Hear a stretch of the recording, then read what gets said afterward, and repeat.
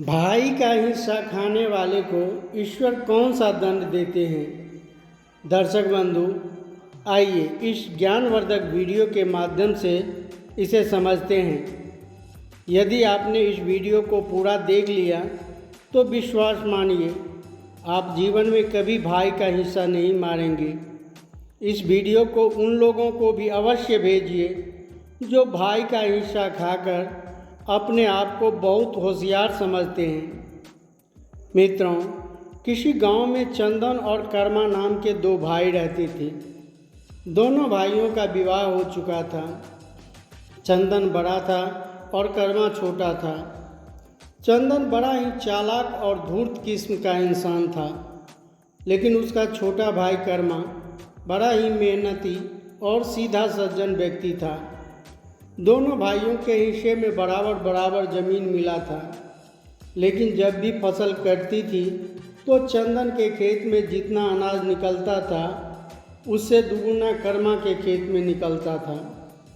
यह देखकर चंदन जल भून जाता था। चंदन के खेत में कम अनाज निकलने का कारण था उसका घुमक्कड़ स्वभाव।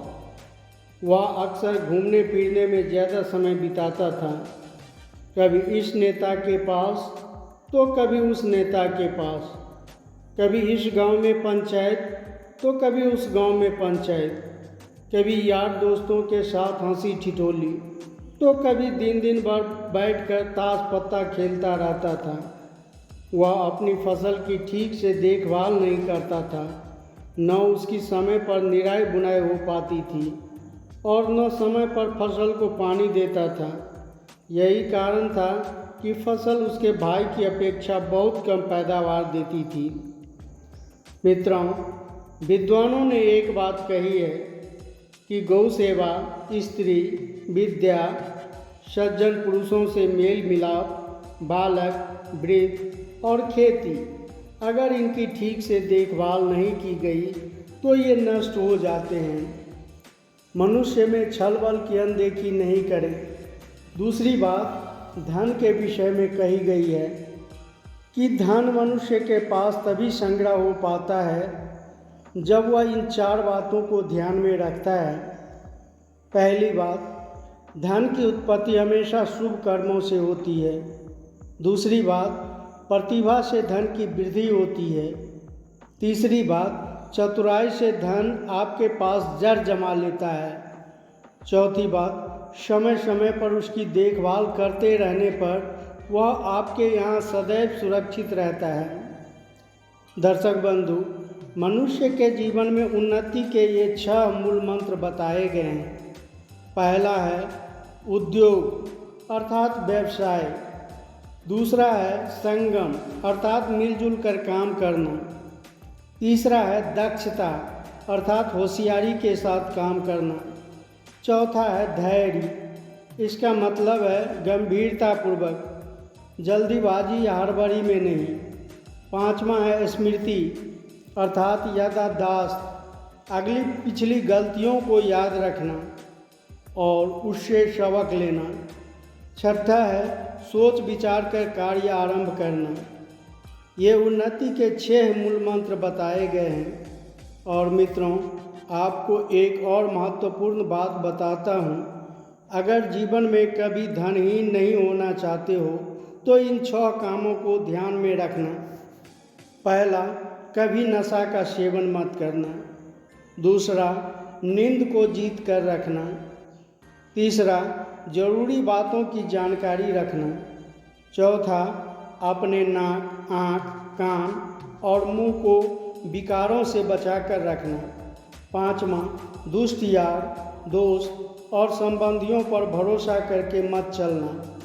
छठा, मूर्ख बेटे को कोई महत्वपूर्ण जिम्मेदारी मत सौंपना।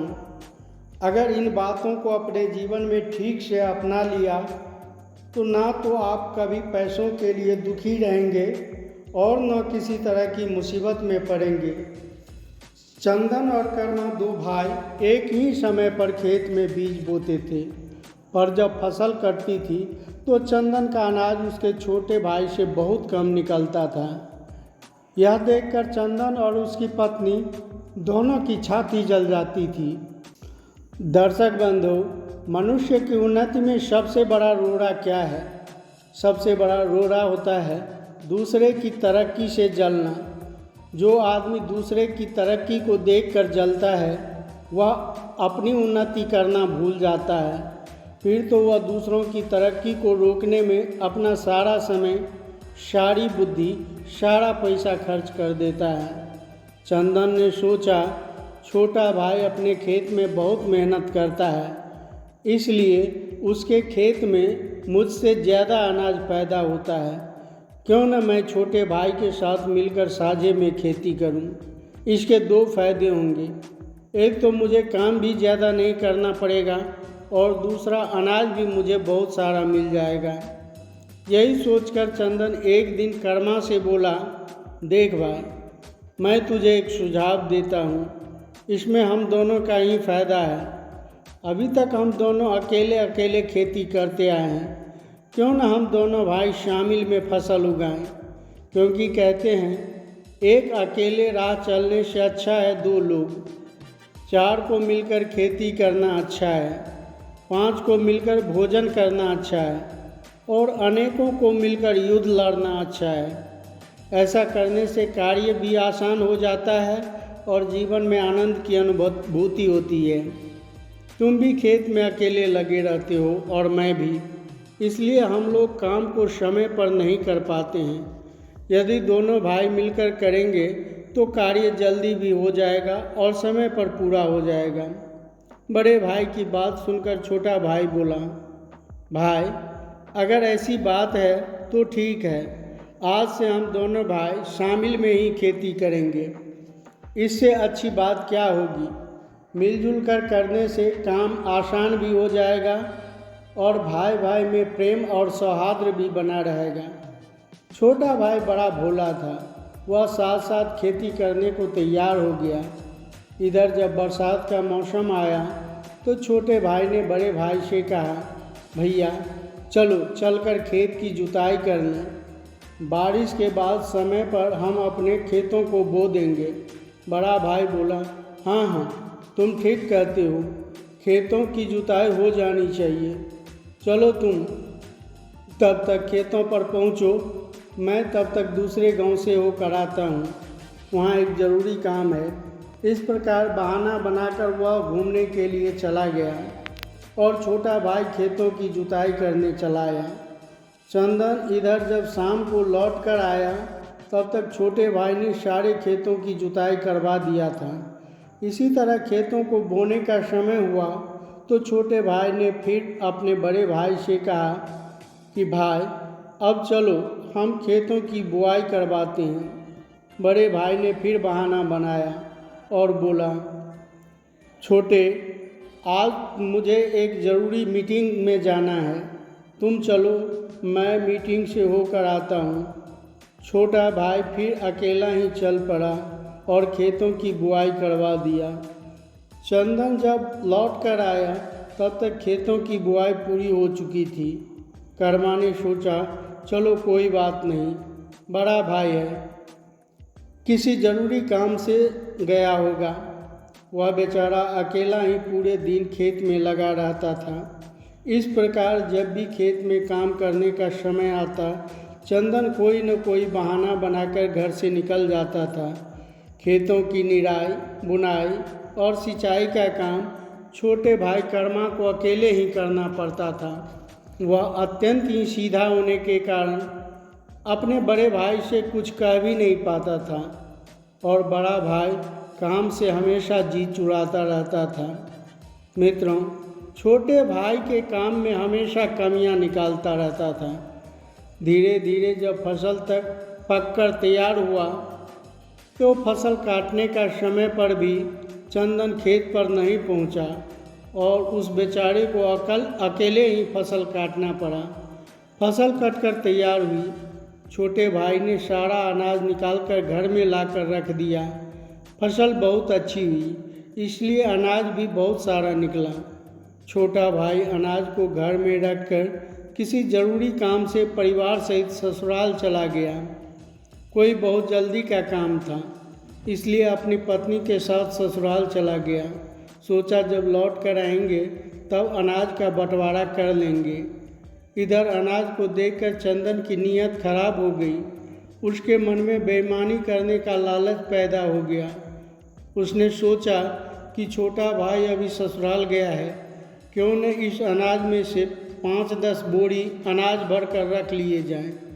जब बंटवारा होगा तो आधा अनाज तो मिल ही जाएगा।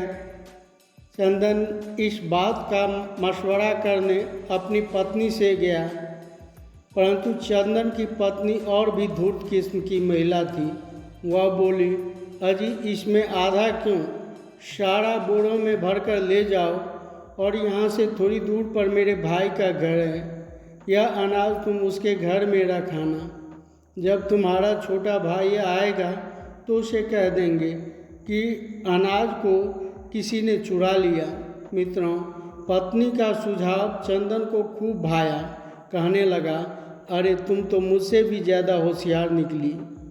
मित्रों, अब तो उस धूर्त चंदन ने अपने साले की मदद से रात में सारा अनाज बोरी में भरकर साले के घर पहुंचा दिया और सारा अनाज एक कमरे में बंद कर बाहर से ताला लगा दिया। इधर 2 दिन बाद उसका छोटा भाई कर्मा जब अपने ससुराल से लौट कर आया तो उसने देखा कि घर में अनाज का एक दाना भी नहीं है। वह एकदम से घबरा गया। इधर चंदन ने सुना कि उसका छोटा भाई पत्नी के साथ ससुराल वापस आ गया है, तो उससे बातें बनाने के लिए, उसे समझाने के लिए अभिनय करता हुआ आंखों में नकली आंसू लेकर भाई के घर पहुंच गया। छोटे भाई ने पूछा, भैया सारा अनाज कहाँ चला गया? मैं तो तैयार कर यहीं रख कर गया था। तो चंदन रोने का बहाना करते हुए बोला, भाई सारे अनाज को रात में चोर चुरा ले गए। हाय, अब क्या होगा? पूरी साल हम अपने बच्चों को क्या खिलाएंगे? इसी बात को सोच सोच कर मुझे रोना आ गया। चोरी की बात सुनकर छोटा भाई बड़ा दुखी हुआ। सोचने लगा कि बड़ी मेहनत से मैंने फसल उगाया था, 2 दिन के लिए ससुराल क्या गया, कोई हमारा फसल ही चुरा ले गए। अब हम अपने बच्चों को क्या खिलाएंगे? बड़ा भाई बोला, भाई जो होना था सो हो गया, अब हम कर भी क्या सकते हैं। अब जैसे भी हो बच्चों का पेट पालना ही पड़ेगा। मैं अपने ससुराल से थोड़ा अनाज मांग लाऊंगा, कुछ दिनों का गुजारा तो हो जाएगा। तुम भी अपने ससुराल से मदद ले लो। इस प्रकार छोटे भाई को दिलासा देकर चंदन अपने घर लौट गया और आकर अपनी पत्नी के सामने बड़ा प्रसन्न होता हुआ बोला, भाग्यवान, अपना तो अब काफ़ी दिनों तक का गुजारा हो गया है। 1-2 साल तक अब हमें कमाने की कोई ज़रूरत भी नहीं होगी। बैठकर आराम से मौज उड़ाएंगे। छोटा भाई सोचे कि वह क्या करेगा। मित्रों, चंदन ने कर्मा से अपने खेत भी अलग कर लिए। इधर कर्मा बहुत चिंतित था कि अब वह क्या खाएगा और अपने परिवार को क्या खिलाएगा। तब उसकी पत्नी ने उसे समझाया कि चिंता मत करो, भगवान पर भरोसा रखिए। जब उसने मुंह बनाया है तो खाने को भी अवश्य ही देंगे। कुछ दिनों के लिए मैं अपने मायके से अनाज मांग लाती हूँ, तब तक हमारी अगली फसल भी तैयार हो जाएगी। तुम एक काम करो, अपने घर के बाहर जो एक छोटा सा खेत बंजर पड़ा है उसकी तैयारी कर, उसमें सब्जियां लगा दो। सब्जियां तैयार होगी तो हमें बाजार से खरीद कर लाना नहीं पड़ेगा। पत्नी की बात सुनकर कर्मा ने कुदाल उठाई और उस खेत को खोदने के लिए चल दिया। खेत की खुदाई का कार्य शुरू हो गया। खोदते खोदते उसकी कुदाल एक पत्थर में टकराई। उसने पत्थर को हटाने के लिए उसकी और गहराई खुदाई की। मित्रों, जब उसने पत्थर हटाया तो पत्थर के नीचे सोने के से भरी एक घड़ा मिला। वह उस घड़े को निकालकर खुशी खुशी अपने घर पर आ गया। सोने के सिक्कों से भरा हुआ तांबे का घड़ा जब अपनी पत्नी को दिखाया तो पत्नी भी बड़ी प्रसन्न हुई और बार बार भगवान का आभार प्रकट करने लगी। कहने लगी, धन्य हो प्रभु, अगर किसी का एक मार्ग बंद हो जाता है तो उसे घबराना नहीं चाहिए। परमात्मा उसके लिए कई और मार्ग खोल देते हैं। यदि यह चोरी ना हुई होती तो ना तो आप उस बंजर जमीन को खोदने जाते और ना तो यह घड़ा हमें मिलता। सच कहा गया है, किसी ने अगर भाग्य के पक्ष में हो तो हाथ से गया हुआ, चोरी हुआ, खोया हुआ धन भी वापस मिल जाता है। अगर भाग्य विपरीत हो तो आया हुआ धन भी चला जाता है। अब तो दर्शक बंधुओं, कर्मा, उसकी पत्नी और बच्चे सुखपूर्वक रहने लगे। कुछ सोने के सिक्कों को बेचकर घर में उपभोग की सारी वस्तुओं को रख लिया। अनाज भी घर में काफ़ी आ गया था। उसके जीवन में किसी चीज़ का कोई अभाव नहीं रहा। इधर धीरे धीरे 6 माह बीत गए। उधर चंदन की पत्नी ने अपने पति से बोली, अजी सुनते हो, बहुत दिन हो गए हैं, भैया के घर में जो धान रखे हैं उन्हें ले जाकर मंडी में बेच आओ और बाज़ार से कुछ खाने पीने का सामान ले आना। मेरे लिए नए कपड़े और जेवर बनवा कर ले आना। चंदन ने कहा, हाँ प्रिय, तुम ठीक कहती हो, धन तो हम बेच ही देंगे। मुझे लगता है कि हमें कुछ दिन और इंतज़ार कर लेना चाहिए। अगर छोटा भाई देखेगा कि तुम्हारे लिए नए वस्त्र और आभूषण लाया हूँ तो वह सोचेगा कि इसके पास धन ही नहीं था तो कहाँ से ले आया। तो वह समझ जाएगा। और स्त्रियों का यह स्वभाव होता है कि जब तक वे अपने आभूषणों को किसी को दिखा नहीं देती तब तक उन्हें चैन नहीं मिलता। इसलिए थोड़े दिन और इंतज़ार कर लो। मित्रों, इस प्रकार उसने अपनी पत्नी को समझा दिया। धीरे धीरे फिर कुछ महीने बीत गए। एक दिन चंदन की पत्नी ने ज़्यादा जिद की तो चंदन वह अनाज बेचने के लिए तैयार हो गया। वह बैलगाड़ी लेकर अपने साले के घर पहुंचा। जिस कमरे में अनाज बंद था उसमें ताला लगा हुआ था। चंदन ने अपने साले से कहकर ताला खुलवाया। अब से पहले कभी उस कमरे को खोला नहीं गया था। जैसे ही दरवाज़ा खुलता है तो कमरे के अंदर का नज़ारा देखकर हैरान रह गया। उसके पैरों के नीचे की ज़मीन खिसक गई। उसने देखा कि कमरे में हजारों की संख्या में चूहे दौड़ रहे थे। धान का एक भी दाना चूहों ने साबुत नहीं छोड़ा था। पूरे कमरे में धान की भूसी ही भूसी पड़ी थी। यह देखकर चंदन सिर पकड़कर बैठ गया। चूहे उसका धान खा लिया था। अब चंदन पश्चाताप की अग्नि में जलने लगा। अब वह सोचने लगा कि भाई के हिस्से को बेईमानी करके उसने अच्छा काम नहीं किया। चूहे ने तो मेरे हिस्से की धान के साथ साथ भाई का हिस्सा भी खा गया। किसी ने सच ही कहा है, बेईमानी का धन कभी नहीं फलता। परमात्मा कहीं न कहीं उसका हिसाब ज़रूर लेता है। यदि तुम किसी का खाओगे तो कोई तुम्हारा भी खा जाएगा। किसी के सीधे होने का नाजायज़ फ़ायदा नहीं उठाना चाहिए। सीधे सज्जन लोगों की मदद परमात्मा करते हैं। चंदन आज बड़ा ही दुखी मन से अपने घर लौट गया और पत्नी को सारी बात बताया कि हम अपने छोटे भाई की बेईमानी की, उसका नतीजा हमें मिल गया। हमारा सारा अनाज चूहों ने खा लिया। अब हम क्या करेंगे? हमने तो दूसरों से कर्ज मांग मांग कर अपने सिर पर खूब चढ़ाया, खूब मौज उड़ाए। सोचा था अनाज बेचकर चुका देंगे। अनाज का एक दाना भी चूहों ने हमारे लिए नहीं छोड़ा। अब कहाँ से हम कर्ज चुकाएंगे और कहाँ से बाल बच्चों को खिलाएंगे? मित्रों, अब तो चंदन की ज़िंदगी में एक एक दाने का अभाव हो गया। भूखों मरने की नौबत आ गई। कर्जा मांगने वाले उसके द्वार घेरे रहते थे। घर में राशन तक नहीं था जो अपनी पत्नी और बच्चों को खिला पाता। भाई का हिस्सा मारने का उस पर ऐसा पाप लगा कि भोजन और वस्त्र का भी अभाव हो गया। भीख मांगने पर भी उसे कोई नहीं देता था। एक दिन उसे अपनी गलती का एहसास हुआ। चंदन और उसकी पत्नी ने आपस में विचार किया कि हमने अपने भाई की बेईमानी करके बहुत बड़ा पाप किया है। भगवान ने हमें उसी की सज़ा दी है। हमें चलकर साफ साफ बता देना चाहिए और अपने किए की माफ़ी मांग लेना चाहिए। वे दोनों पति पत्नी लाचार होकर कर्मा के घर चले गए और उसके पैरों में गिरकर क्षमा मांगने लगे।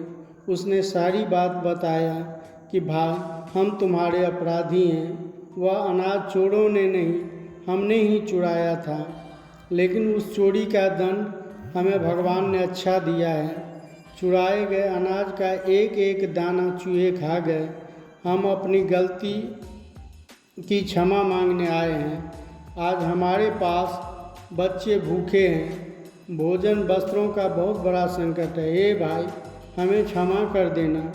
मित्रों, कर्मा अपने बड़े भाई और भाभी को गिड़गिड़ाते देखा तो उन्हें उठाकर अपने सीने से लगा लिया और कहा, भाई, आप चिंता मत करो, आपके बच्चे मेरे भी बच्चे हैं, वे भूखे नहीं मरेंगे।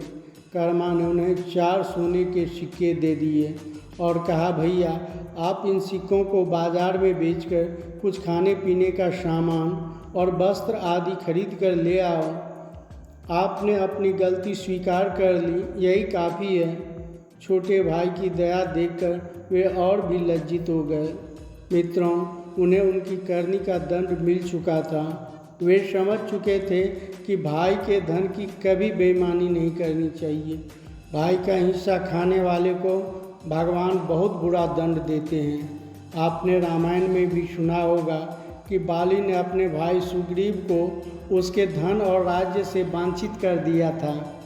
राम ने बाली को मारकर उसे दंडित किया और सुग्रीव को बाली का पूरा राज्य सौंप दिया। रावण ने भी अपने भाई विभीषण को लात मारकर घर से बाहर निकाल दिया था। परिणाम तो आप सबको पता ही होगा। विभीषण को ही लंका का राज्य मिला। कौरवों ने भी पांडवों का हिस्सा नहीं देना चाहा। परिणाम क्या हुआ? सबके सब मारे गए और धर्मराज को सिंहासन मिला। तो भाई का हिस्सा खाने वाले का सदा सर्वनाश ही हुआ है। इसलिए भाई का हिस्सा कभी नहीं खाना चाहिए, यह सबसे बड़ा अपराध होता है। तो दर्शक बंधु, मैं उम्मीद करता हूँ कि यह कहानी आपको ज़रूर पसंद आया होगा। अपना कीमती राय कमेंट बॉक्स में अवश्य ही दीजिए। साथ ही साथ वीडियो को लाइक, सब्सक्राइब तथा शेयर अवश्य ही कीजिए। वीडियो के अंत तक बने रहने के लिए धन्यवाद। जय हिंद, जय भारत।